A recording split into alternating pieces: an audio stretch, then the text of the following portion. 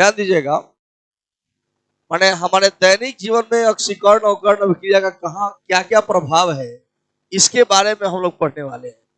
और पहले मैं उसको माने एक ही करके एक एक पॉइंट को मैं विश्लेषण कर दे रहा हूं। और उसके से तो जो हम भोजन करते हैं, जो भी खाना खाते हैं, उसमें मुख्य रूप से कार्बोहाइड्रेट होता है। क्या होता है, हम इसके बारे में विश्लेषण करते हैं। जो हम खाना खाते हैं उसमें मुख्य रूप से क्या होता है, कार्बोहाइड्रेट होता है। क्या होता है, कार्बोहाइड्रेट होता है। जब हम इस कार्बोहाइड्रेट को खाते हैं तो जब ये हमारे शरीर में जाता है तो उस कार्बोहाइड्रेट का विभिन्न क्रियाओं द्वारा पाचन होने लगता है। अब जानते हैं, बायोलॉजी में आप पढ़े होंगे या पढ़िएगा, जब शरीर के भीतर एक भोजन जाता है ना, उसमें मुख्य रूप से क्या होता है, कार्बोहाइड्रेट। यह कार्बोहाइड्रेट जो है वह माने विभिन्न क्रियाओं के द्वारा उसका पाचन होता है। और पाचन होने की क्रिया में यह जो है वो ग्लूकोज में बदल जाता है। यह अपघटित होता है, टूटता है, और टूटकर किसमें बदलता है, यह ग्लूकोज आता है। किसमें बदल जाता है भाई, ग्लूकोज में बदल जाता है। अब क्या होता है, तो यह ग्लूकोज क्योंकि हमारे शरीर के विभिन्न कोशिका में ऑक्सीजन है, क्या है, यह शरीर के विभिन्न कोशिकाओं में उपस्थित ऑक्सीजन द्वारा यह ऑक्सीकृत होता है। जब ऑक्सीजन इसे अटैच होगा, जब ऑक्सीजन इसे जुड़ेगा तो इसका क्या होगा, ऑक्सीकरण होगा, तो ऑक्सीकृत हो जाएगा कौन, ग्लूकोज। और यह कोशिकाओं की ऑक्सीजन द्वारा ऑक्सीकृत होकर बदल जाता है किसमें, ऊर्जा और कार्बन डाइऑक्साइड में। जब यह ऑक्सीकृत तो यह बदल किसमें, ऊर्जा और कार्बन डाइऑक्साइड में। तो जो कार्बन डाइऑक्साइड है वह श्वसन क्रिया के दौरान हमारे शरीर से क्या हो जाएगा, बाहर निकल जाएगा। लेकिन हम जब बात करते हैं कि भाई ऊर्जा, तो ऊर्जा हमारे शरीर के तापमान को बनाए रखता है और हमें किसी कार्य को करने की ताकत प्रदान करता है। क्लियर है। तो इन शॉर्ट में एक बार इसको समझा देता हूं कि भोजन का पचना ऑक्सीकरण और कर्ण अभिक्रिया का प्रभाव है कैसे। कहा जाएगा जब हम भोजन ग्रहण करते हैं तो मुख्य रूप से उसमें कार्बोहाइड्रेट होता है। और यह जो कार्बोहाइड्रेट होता है वह पाचन क्रिया के दौरान यह अपघटित होकर ग्लूकोज में बदल जाता है।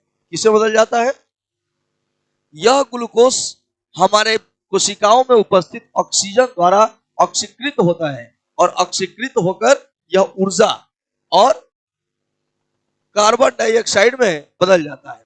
कार्बन डाइऑक्साइड श्वसन क्रिया के दौरान हमारे शरीर से बाहर निकल जाता है, जबकि ऊर्जा हमारे शरीर के तापमान को बनाए रखता है और हमें कोई कार्य करने की ताकत प्रदान करता है। क्लियर है। अब यही समय है, इसको थोड़ा सा दुर्गंधित होना हम लोग समझेंगे कि हमारे दैनिक जीवन में जो ऑक्सीकरण और कर्ण क्रिया का प्रभाव है उसमें पहला था भोजन का पाचन, जो पिछले वीडियो में आपको समझा दिया गया था। लेकिन अब जो है समझाने में जा रहा हूं भोजन का दुर्गंधित होना। माने अगर लगन का भोजन है, माने आलू दम ढेर बन गया है, तो बिहान खैबनु चाहे खैबू खाटा लागे तो कहेला बसिया गए, भोजन का हो गए, बसिया गए। बासी भोजन किसे कहते हैं, और भोजन बासी क्यों हो जाता है और दुर्गंधित कैसे हो जाता है। और चाहिएगा तो उसको पचाने का उपाय भी है कि आलू दम आप रात वाला आलू दम अगला रात को खा सकते हैं, है कि नहीं। चलिए समझते हैं। जब भोजन को कुछ लंबे समय तक खुले हवा में छोड़ देते हैं, जब भोजन को लंबे समय तक खुले हवा में छोड़ देते हैं तो भोजन में जो तेल होता है, जो वसा और तेल होता है, जो वसा और तेल होता है वह क्या होता है, वह हवा से संपर्क में जब आता है तो ऑक्सीजन द्वारा ऑक्सीकृत हो जाता है। जो तेल होता है, जो वसा होता है, वह किसके द्वारा, ऑक्सीजन द्वारा ऑक्सीकृत हो जाता है। और जब ऑक्सीकृत हो जाता है तो उसे दुर्गंध आने लगती है, और जिसे हम भोजन को बासी कहते हैं। इस भोजन को क्या कहते हैं, बासी। माने भोजन को बासी कब कहते हैं, तो जब भोजन को लंबे समय तक खुले हवा में छोड़ दिया जाता है तो उसे दुर्गंध आने लगती है, और इस प्रकार के भोजन को बासी भोजन कहते हैं। माने कल का भोजन है और उसको आपने ढका नहीं है ठीक से, वह खुले हवा में कुछ समय तक रहा है, तो उससे गंध आने लगेगी। और जब गंध आने लगेगी तो हम उसी को कहते हैं कि वो भोजन क्या हो गया, बासी। तो पूछा जाएगा बासी भोजन किसे कहते हैं? जब भोजन को लंबे समय तक खुले हवा में छोड़ दिया जाता है तो भोजन से गंध आने लगती है, जिसे हम बासी भोजन कहते हैं। लेकिन गंध आती कैसे है, यह सोचने वाली बात है। एक गंध डाल देता है क्या कोई? नहीं, अपने से आने लगती है। भोजन में तेल तेल और वसा युक्त जो भोजन होते हैं, जिसमें वसा है और तेल है, जब हम उसको खुले हवा में छोड़ देंगे ना, तो वसा और तेल ऑक्सीजन द्वारा ऑक्सीकृत हो जाएगा। क्या हो जाएगा? ऑक्सीजन द्वारा ऑक्सीकृत हो जाएगा। और ऑक्सीजन द्वारा जब ऑक्सीकृत हो जाएगा तो उससे वह माने उस वह स्वाद उसमें नहीं आएगा, माने वह अप्रिय हो जाएगा और उससे गंध आने लगती है। तो 100 बात की एक बात है कि भोजन को लंबे समय तक जब खुले हवा में छोड़ते हैं तो उसमें जो वसा और तेल होता है वह ऑक्सीजन द्वारा ऑक्सीकृत हो जाता है और जिससे भोजन दुर्गंधित हो जाती है और वह खाने जाता है और वह अप्रिय भोजन भी हो जाता है, माने आप उसको खा नहीं पाइएगा। लेकिन उसके बचाव के उपाय हैं। बचाव के क्या उपाय हैं? तो भोजन को दुर्गंधित होने से बचाना है तो उसके 3 उपाय हैं। कई गो उपाय बा हो? 3 गो। एगो तो तारा घर में फ्रिज होके, जना के रेफ्रिजरेटर कहल जाला, फ्रिज में भोजन को रखकर भोजन को दुर्गंधित होने से बचाया जा सकता है। फ्रिज माने रेफ्रिजरेटर, फ्रिज माने कूलर। कूलर दोसर चीज है, फ्रिज दोसर चीज है। फ्रिज में कोनो चीज ठंडा हो जाए आ कूलर ठंडा कर दी, आदमी के चाहे कोनो चीज रखबो तो उसमें से हवा निकली। लेकिन माने कूलर में रखबो खाना, काफी में फ्रिज में, तब फ्रिज में भोजन को रखकर उसे बासी होने से या दुर्गंधित होने से बचाया जा सकता है। जान तो का है, जो भोजन में जो बैक्टीरिया बनेंगे, जो बैक्टीरिया बनेंगे वो फ्रिज में जब उसको ठंडी मिलेगा तो उसका पनपना अवरुद्ध हो जाएगा। मतलब वो ज्यादा तेजी से पनप नहीं सकता, उसमें वृद्धि नहीं हो सकता है। बैक्टीरिया में ज्यादा जब वृद्धि नहीं होगा, सूक्ष्मजीव में जब ज्यादा वृद्धि नहीं होगा तो भोजन दुर्गंधित नहीं होगा। अब बात आता है कि भाई दूसरा उपाय क्या है? तो एक उपाय है एंटीऑक्सीडेंट मिलाकर। क्या मिलाकर? माने भोजन में आप सिट्रिक अम्ल डाल दीजिए। आप देखे होंगे कि भोजन में लोग नींबू भी डाल देता है कि भोजन खराब ना हो। तो सिट्रिक अम्ल या लेसिथिन एक केमिकल है, लेसिथिन डाल दीजिए, माने एक रसायन है। आप लेसिथिन डाल दीजिए या सिट्रिक अम्ल डाल दीजिए तो भोजन दुर्गंधित होने से क्या हो जाएगा?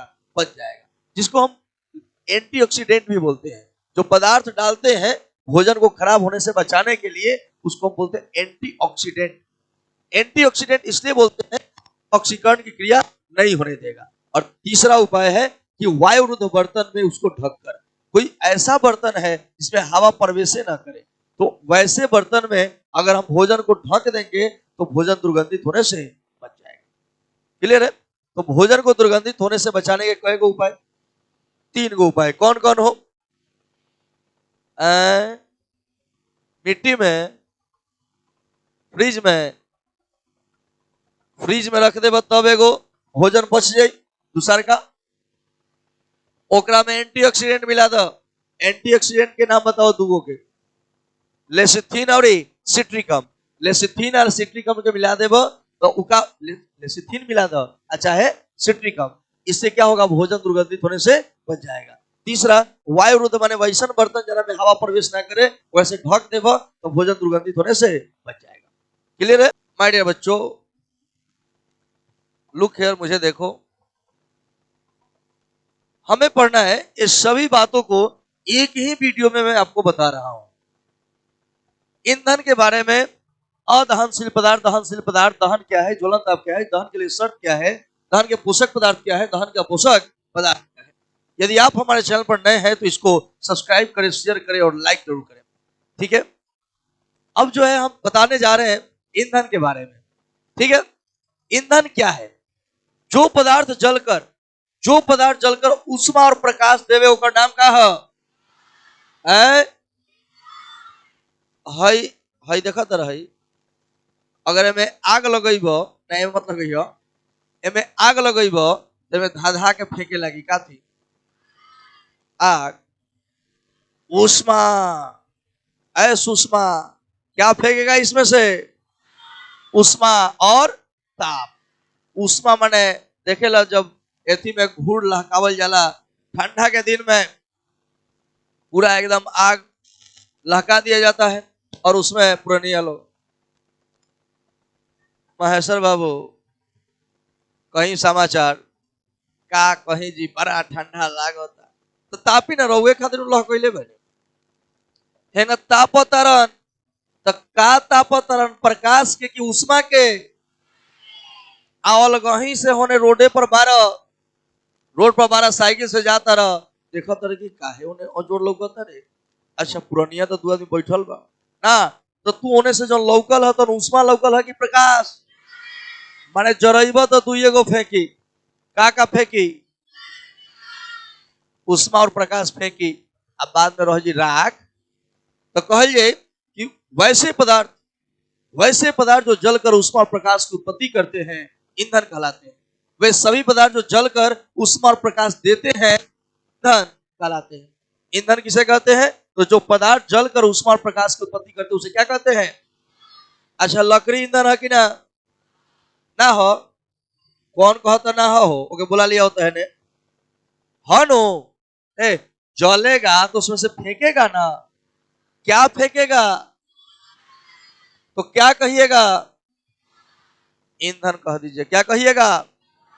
वाह वाह ईंधन से याद आए कि भाई पदार्थ भी दो प्रकार के होला एगो दहनशील पदार्थ एगो दहन माने जो जरता दहनशील जौन पदार्थ जल सकता उसको क्या कहेंगे जो पदार्थ जलता है उसको क्या कहते हैं अदहन दहनशील पदार्थ कहेंगे क्या कहेंगे जो पदार्थ जलता है उसे हम जैसे में लकड़ी गोईठा कोयला ये सब क्या है अब है अदहनशील पदार्थ अ माने ना आ दहन माने जड़ी जना के औकात नहीं के जड़े के तो का हो एंगा मत कहियो ना माने एगो कहबो तो लोग कहे देखो रंगदारी से कहता ना नहीं इसमें रंगदारी क्या बात है हमारी मातृभाषा भोजपुरी है भोजपुरी में ही हम सीखेंगे और सिखाएंगे बात अलग है ना यह भोजपुरी के माटी से कितना लोग आगे बढ़ गए यह नो भोजपुरी के राजेंद्र प्रसाद रहसो है लोग कहे कि बिहार में क्या रखा है बिहार में नहीं रखा था तो हमें राजेंद्र प्रसाद को नहीं ले गया जी ले गया काहेला राष्ट्रपति बनाने के लिए वो बिहार की धरती है तो हमनी के भोजपुरी बोले में काफी लाज है देखा है हमनी के सबसे बड़ा लाज ये बात के बाद हमनी के सोचे सब लोगवा का कही लोगवा तो निमनो करबो तो कही आ खराबो करबो तो कही लोगवा के कहे दो अपन काम करत जा आगे बढ़त जा। अदहनशील पदार्थ क्या है जो पदार्थ नहीं जलता है उसे क्या बोलते हैं आ? जो पदार्थ जलता है उसे दहनशील पदार्थ और जो पदार्थ नहीं जलता उसे अदहनशील पदार्थ का उदाहरण बताइए पत्थर ईंट इत्यादि अदहनशील पदार्थ है कि नहीं। अब बात को आगे बढ़ाए अब क्वेश्चन आता है दहन क्या है दहन क्या है आपने अभी पढ़ा कि वे सभी पदार्थ जो जलकर उष्मा प्रकाश की उत्पत्ति करते हैं ईंधन बस वो में तनी से इंक्लूड कर लीजिए कि जरे के क्रिया के ही क्या कहल जाला दहन जब कोई पदार्थ हवा की उपस्थिति में जब कोई पदार्थ ऑक्सीजन की उपस्थिति में जलता है जलकर उष्मा और प्रकाश की उत्पत्ति करता है तो इस क्रिया को ही हम दहन कहते हैं। माने जलने की क्रिया क्या कहलाती है दहन कहा जाएगा जब कोई पदार्थ ऑक्सीजन की उपस्थिति में जलकर और उष्मा और प्रकाश की उत्पत्ति करता है तो इस क्रिया को हम दहन कहते हैं। क्लियर है। अब क्वेश्चन है ज्वलन ताप क्या है ज्वलन ताप तुम देखना कि जब हम लोग आग लहकाते हैं आग लहकाएंगे तो आग लहकाने के क्रम में क्या होता है आग जब लहकाया जाता है तो उसमें आप देखिएगा कि होता ऐसे है कि पहले नहीं जलता है कुछ समय के बाद जलना चालू करता है देखियो ऐसा लोग पहले खराए खरात खरात गरम होते एक समय ऐसा नहीं जो अपने से लहके लगी तो कहल जाए कि वह न्यूनतम ताप जिस ताप पर कोई पदार्थ जलना शुरू कर देता है उस ताप को ही उस पदार्थ का ज्वलन ताप कहते हैं। जिस ताप पर कोई पदार्थ जलना शुरू कर देता है उस ताप को ही क्या बोलते हैं। जैसे मान लीजिए कि कोई पदार्थ है जो 40 डिग्री सेल्सियस पर जल रहा है, 40 जैसे वह जलना शुरू कर दिया तो 40 डिग्री सेल्सियस उसका क्या हुआ, जावना की ज्वलन ताप कम रही वो जल्दियों में आग पकड़ी, और जावना में ज्वलन ताप जाना के अधिक रही वो में आग लेट से पकड़ी। अगर हम कहीं पेट्रोल और किरोसिन दोनों में आग पहले किसमें पकड़ेगा, पेट्रोल में। क्यों, क्योंकि उसमें उसका ज्वलन ताप कम होता है, मतलब जल्दी खरा जी तुरंत में आग लग गई। लेकिन किरोसिन का ज्वलन ताप क्या होता है, पेट्रोल से अधिक, इसलिए पेट्रोल में पहले आग लगेगा और किरोसिन में बाद में। पूछा जाएगा पेट्रोल और किरोसिन दोनों में से आग पहले किसमें लगेगा, तो पेट्रोल का ज्वलन ताप कम होता है और किरोसिन का ज्वलन ताप अधिक होता है, इसलिए पेट्रोल में पहले आग लगेगा और किरोसिन में बाद में लगेगा। ठीक है, तो ज्वलन ताप क्या है भाई, वह न्यूनतम ताप जिस पर कोई पदार्थ जलना शुरू कर देता है उस ताप को उस पदार्थ का ज्वलन ताप कहते हैं। अलग अलग पदार्थों का अलग अलग होता है, अलग अलग पदार्थों का ज्वलन ताप अलग अलग होता है। अब हम बात करें भाई दहन के पोषक पदार्थ और दहन के अपोषक पदार्थ, ये क्या है। दहन की क्रिया में जो पदार्थ दहन की क्रिया में सहायक होते हैं उसे दहन का पोषक पदार्थ कहते हैं। जैसे ऑक्सीजन, ऑक्सीजन के बिना दहन हो सकता है, ऑक्सीजन क्या हुआ, दहन का पोषक पदार्थ। माने जो पदार्थ दहन की क्रिया में सहायक होता है उसे हम क्या बोलते हैं, दहन का पोषक पदार्थ। और अपोषक माने जो पदार्थ दहन की क्रिया में सहायक नहीं होते हैं उसे हम क्या बोलते हैं। जैसे कार्बन डाइऑक्साइड, कार्बन डाइऑक्साइड जो है वह क्या है, वह दहन को माने बुझा देगा, आग को क्या करता है, वह बुझा देता है, तो दहन की क्रिया में सहायक। तो दहन की क्रिया में जो सहायक नहीं हो उसे क्या बोलते हैं, उसे बोलते हैं दहन के अपोषक पदार्थ, जैसे कार्बन डाइऑक्साइड। अब एक अंतिम पॉइंट है, इसको समझकर फिर हम लोग इतने परिभाषा को लिखना शुरू करेंगे। दहन के लिए आवश्यक शर्त क्या है, दहन की क्रिया होने के लिए शर्त क्या है। दहन की क्रिया के लिए 3 शर्त है। पहला, दहनशील पदार्थ का होना। क्या है भाई, दहनशील पदार्थ का होना। अच्छा बताइए कि जब जलने वाला पदार्थ नहीं होगा तो दहन होगा। दहन माने क्या, जलना समझना लो, जलने का क्रिया ही क्या है, दहन, जो मैंने आपको समझाया। तो दहनशील पदार्थ का होना। उसके बाद है दहन का पोषक पदार्थ का होना, दहन का पोषक पदार्थ का होना, दहन के पोषक पदार्थ का होना। और सबसे लास्ट गुण है ज्वलन ताप की प्राप्ति, ज्वलन ताप की। तो आपने देखा कि दहन के लिए 3 शर्त हैं। पहला शर्त क्या है भाई, दहनशील पदार्थ का होना, दूसरा दहन के पोषक पदार्थ का होना, और तीसरा ज्वलन ताप की प्राप्ति होना। ये 3 शर्त है, ठीक है। और ये 3 शर्त किसका है। अगर आपको ये वीडियो अच्छा लगा होगा तो इसको क्या कर दीजिएगा, शेयर कर दीजिएगा, शेयर कर दीजिएगा, ठीक है। चलिए अब जो है, अब मैं लिखवाना शुरू करता हूं।